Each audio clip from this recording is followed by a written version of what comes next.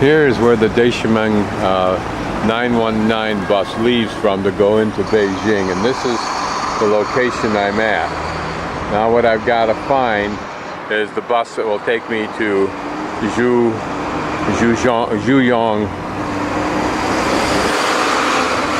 So these three young girls are helping me to find how to get to Juyongguan.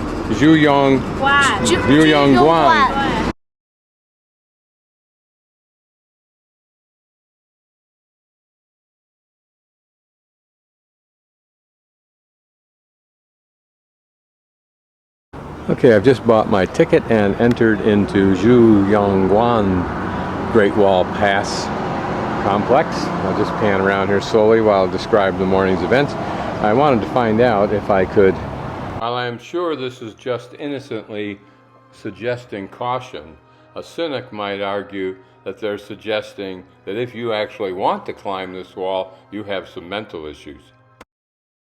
I decided to come here when I discovered that only part of the route that I had taken on the Great Wall was open. The rest of it was closed beyond. I could go the other direction, and there would have been hordes of people, and I thought I'd had a pretty unique experience, so I wanted to go somewhere else, do something else, and decided to try to see if I could come to Juyongguan Great Wall, which was down the road a piece from Beijing, but is pretty much ignored by the tour groups in deference to Beijing.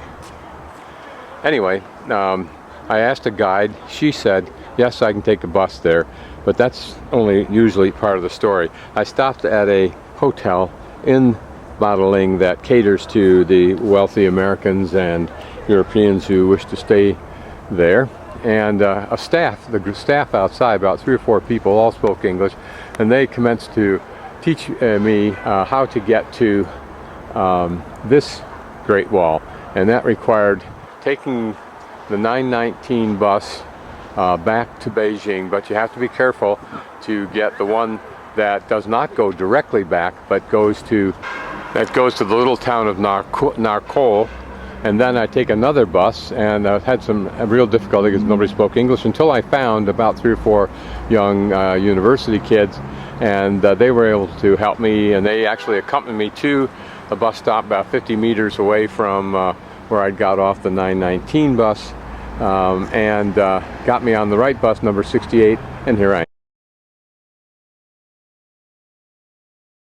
This was perhaps an original gate through the Great Wall in the valley floor, and there's some inscriptions on here, Buddha, you can see, and more Buddhas on this side, and these are probably Buddhas here. This is a map, and we're here.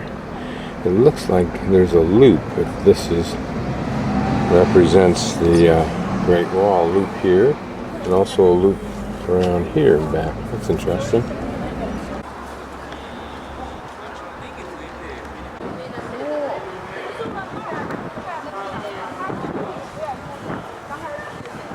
The latter part of that statement is probably an understatement. This is, from the get-go, more interesting looking. The buildings look more authentic, if for no other reason. They haven't been fully restored. Although I suspect those 2 buildings are totally restored. You can see that this is no slouch of a climb. It occurred to me a moment ago that actually seeing the wall might inspire invaders to think they could climb these mountains. Otherwise, they might be intimidated to do so. Here the wall, of course, is divided. Actually, it's probably totally rebuilt when this was converted to some kind of a reservoir.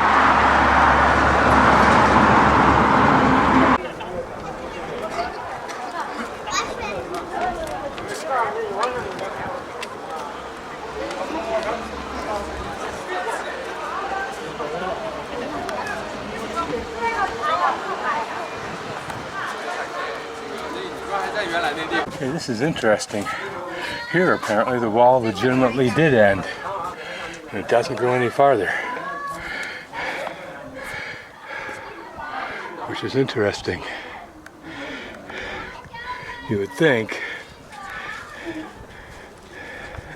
There, another chunk of the wall, whether it's Badaling or not, I'm not sure. It could be.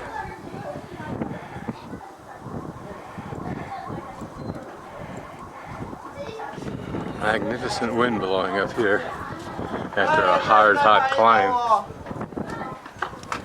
That perhaps the freeway back to Beijing. Maybe not.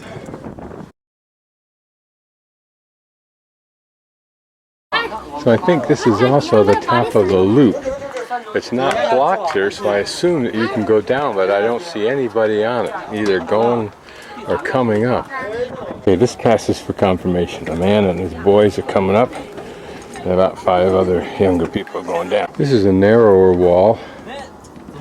You can see that the Beijing or Chinese is on that side, and the Mongol side's to the left. So assuming this route works as I hope it will, I should have the same tranquility I had this morning. This is a rarity, in case you can't get that idea, on the Great Wall. It's normally just packed with people like the other segment there that I came up. This is much steeper than Badaling, and much steeper going up.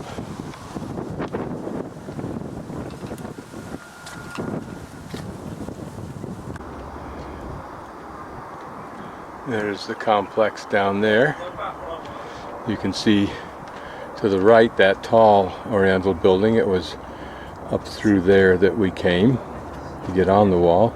And then there's the gate. It's the Buddhist gate in the center of that complex, and to the left where the bus dropped me off. Now exactly how we're going to get back here, maybe we have to climb that whole loop. I don't know. Well, we'll see. That highway reflects the fact that this has always apparently been a very important pass, one that was important to protect for Beijing in this area.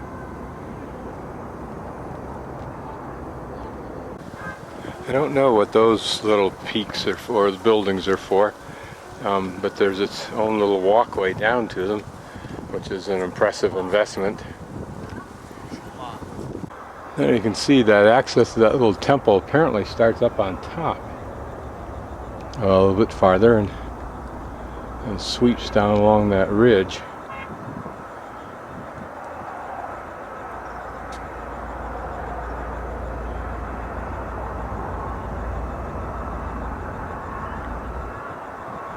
And there are other pinnacles that are used for the similar purpose.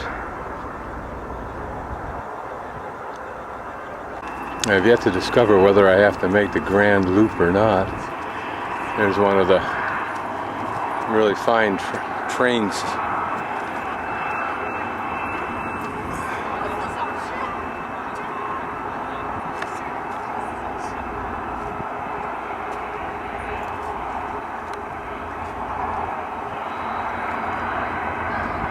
I think they'd have figured out to put a water slide up here or something like that to make it incredibly exciting. It'd be one hell of a ride down, that's for sure.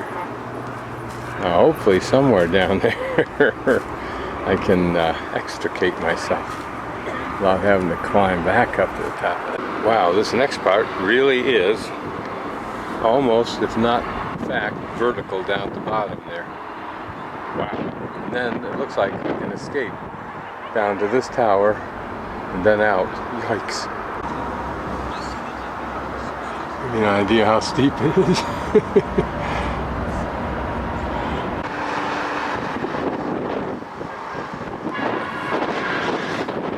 There's those defensive cannons that actually existed at the time.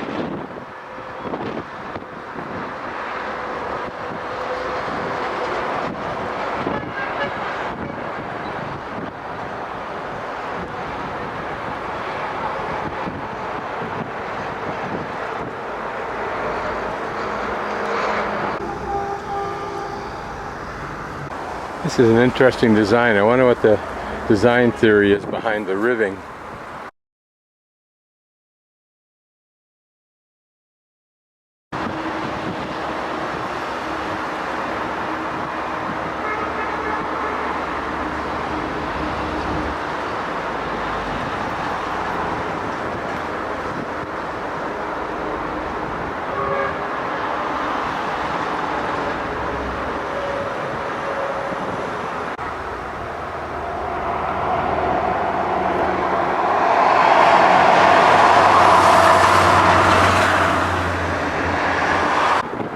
that was another alternative way down from that building that I went through a few minutes ago. I didn't notice that there was an alternate route though.